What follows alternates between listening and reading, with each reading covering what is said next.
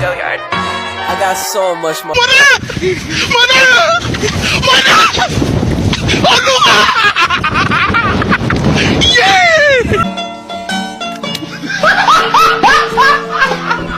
Are you ready, kids? Aye, aye, Captain! I can't hear you. Aye, aye, Captain! Oh!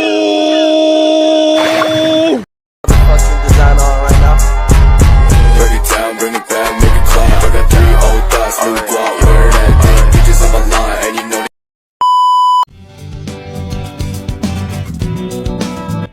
Demokrasi adalah suatu sistem pemerintahan yang didasarkan pada kedaulatan rakyat.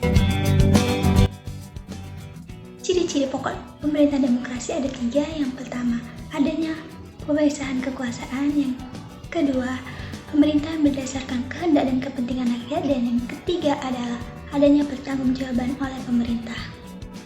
Kelebihan dari sistem demokrasi yang pertama, menjamin hak asasi manusia, meningkatkan kesejahteraan rakyat, menciptakan stabilitas politik.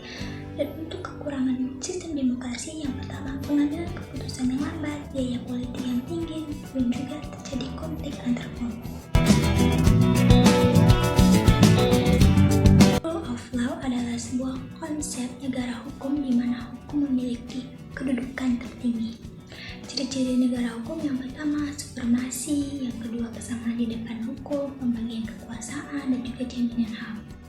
Rule of law penting di suatu negara seperti Indonesia karena dapat memberikan manfaat melindungi HAM, menciptakan keadilan, mencegah kewenangan, dan juga menciptakan kestabilan politik. Geopolitik adalah cabang ilmu yang mengkaji antara geografis dan juga politik. Unsur utama geopolitik adalah keadaan geografis. Contohnya itu seperti Indonesia, yang mana Indonesia itu terletak di antara 2 samudra dan 2 benua, yang menjadikan wilayah Indonesia menjadi perdagangan internasional karena letaknya yang strategis. Geostrategi adalah suatu konsepsi tentang penyelenggaraan negara yang didasarkan pada kondisi geografis suatu negara yang bersangkutan. Tujuan dari geografi adalah untuk mewujudkan ketahanan nasional dengan mengembangkan kekuatan nasional dalam menghadapi ancaman dan hambatan, baik dari dalam maupun dari luar.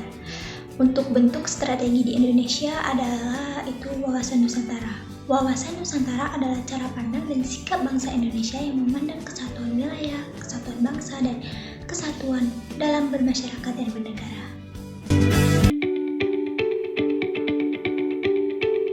Masyarakat madani adalah suatu masyarakat yang beradab dalam membangun, menjalani, dan memaknai kehidupannya. Karakteristik masyarakat madani yang pertama, ada ruang publik yang bebas, contohnya masyarakat dapat melakukan demokrasi. Yang kedua, demokrasi, contohnya itu masyarakat dapat memilih kepala daerah. Yang ketiga, toleransi, contohnya menghargai keyakinan agama orang lain. Yang keempat, pluralisme, contohnya mengakui keberadaan agama di Indonesia. Yang kelima, keadilan sosial, contohnya adanya lapangan kerja yang layak. Yang keenam, partisipasi sosial, contohnya gotong royong.